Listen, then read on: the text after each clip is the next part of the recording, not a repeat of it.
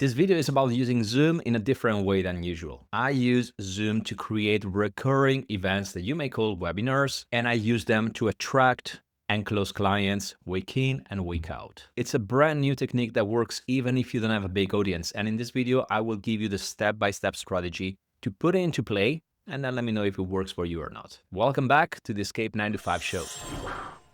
First of all, why attracting and closing clients using Zoom? Well, live virtual events is the easiest and more powerful way to get clients on demand. When you're running a live event, you are creating trust really quickly. If someone watches a presentation you're doing in real time and has the chance to ask you questions and get answers from you, you will create trust with them really quickly and really easily. Actually, I can say there is no other type of content that creates this kind of trust with your audience and help you grow your community and create your tribe. When someone is on a live event with you and you are presenting your content, this will give you instant authority. People will see you as an expert straight away. Not to mention that you won't have much competition if you use this method on a consistent basis. Because how many people goes live with their audience on a weekly basis? Maybe 1% of content creators, even less than that, I guess. If you do this consistently, you're gonna put yourself on top of all your competitors for the simple reason that they don't do it. They keep using the same strategies that everyone else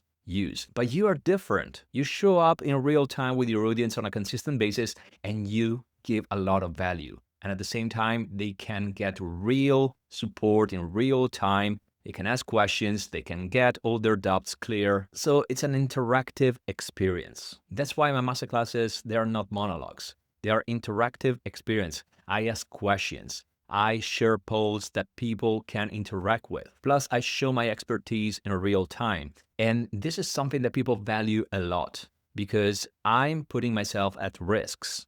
If I receive a question I don't have an answer for, people will understand that I don't know what I'm talking about. But since I own my content and I'm an expert in my field, people will see it and will recognize it. And not to mention that if people spend 30, 40, 50 minutes with you, listening to what you have to say, engaging with you, they are way more than warm leads. They are basically interested in anything you may offer. If they weren't interested, they wouldn't have watched your presentation for 50 minutes. They would be somewhere else doing something else. So let's get into the strategy. What are the steps that you have to follow if you want to use live virtual events to attract and close clients? Step number one, obviously we need to attract the right people. And it's all about your event's topic. You need to find a topic that people relate with. A topic that is basically their most important and painful problem. But there are different ways to write your topic. Let me give you an example. If I create a new event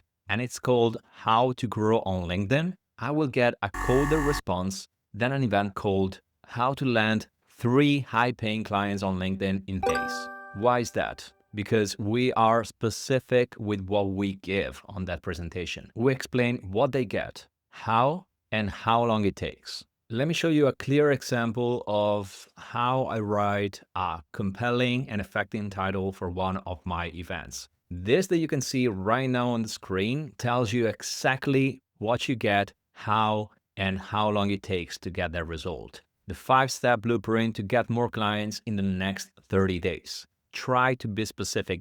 Don't create a vague title like how to get clients. It doesn't work like this. You have to be specific, and this is what people relate to. But now we have to get people on board. We need to get people sign up for it. So how do we do this? The easiest way is to have a promotion strategy.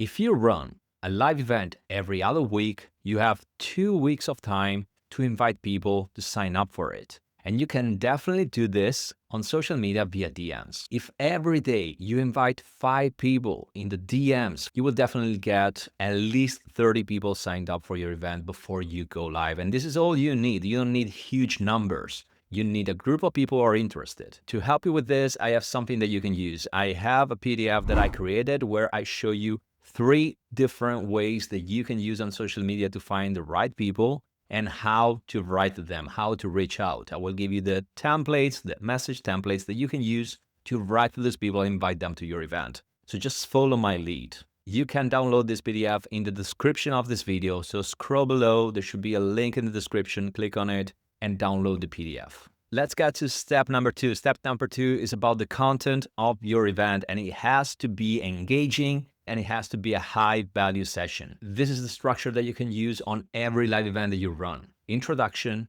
high value content, and CTA at the end. Remember, every event you run should have a CTA, but at the same time should have a lot of engagement. So ask questions, share posts, try to make the people engage with you, otherwise they will get bored and they will leave before the end of the event. The goal here is to educate your audience so they want more and they will jump on board on the call to action that you will present at the end of your event. A bonus tip that I can give you to make people show up for the live experience and reach the end of your event is to promise them something.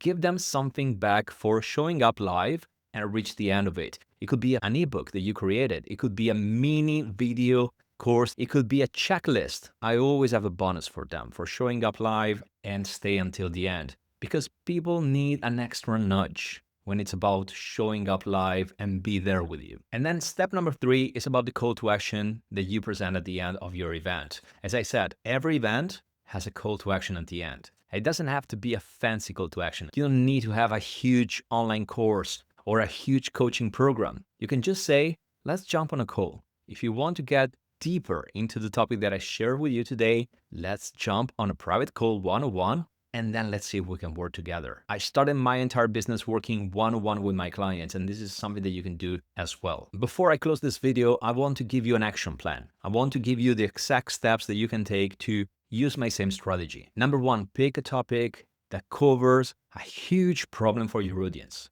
Number 2, promote the event like crazy. Send DMs to interested people. 5 people per day is enough to fill your event when you go live. Number 3, deliver crazy good content. The better your content is, the more people you will get on the call to action. So you need to give them an experience that they won't forget. And number 4, this is all about consistency. This is not a single event you run. You need to be consistent with this approach. So you can run an event every other week, and this will make you run 2 events per month.